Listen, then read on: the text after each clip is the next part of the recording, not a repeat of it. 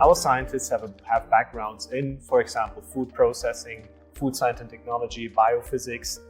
They also have industry experience working, for example, previously for flavor houses and other companies, that we believe that this is a great setup to really partner together with the industry to be quick and to translate the R&D findings quickly into food prototypes and food concepts.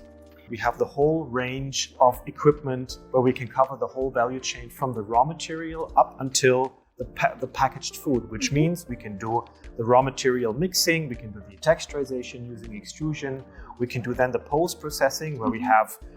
machinery coming from mainly the meat processing industry that is typically used in the meat processing industry, such as mincing, cutting, forming, and then filling these into the final product form. Speaking of packaging and post-processing, of course, we also have the high-pressure processing machine, which is the only one that is temperature-controlled in Singapore. We also have a team of fantastic scientists working not just on shelf life extension, but also on how we can actually use it in the manufacturing process to change protein conformation for the next generation of alternative protein products. That's a very good point.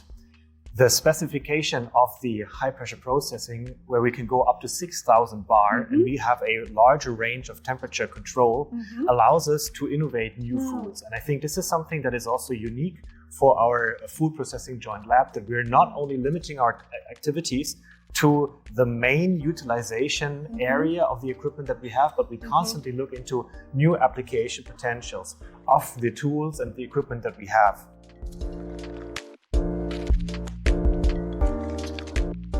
Just the fact that there is now on every supermarkets worldwide you can find plant-based meat substitutes shows that it already had a big effect. And I think now we have really the unique opportunity to bring the quality of current plant-based alternatives to the next level by looking into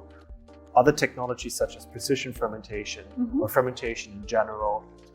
cultivated meat, as well as plant proteins, looking at it more from a sustainable angle. So how can we work on minimal processing of, for example, plant-based raw materials and combine these with ingredients from fermentation, from cultivated cells, really to pick the best of the classes and then bring these together to new food concepts.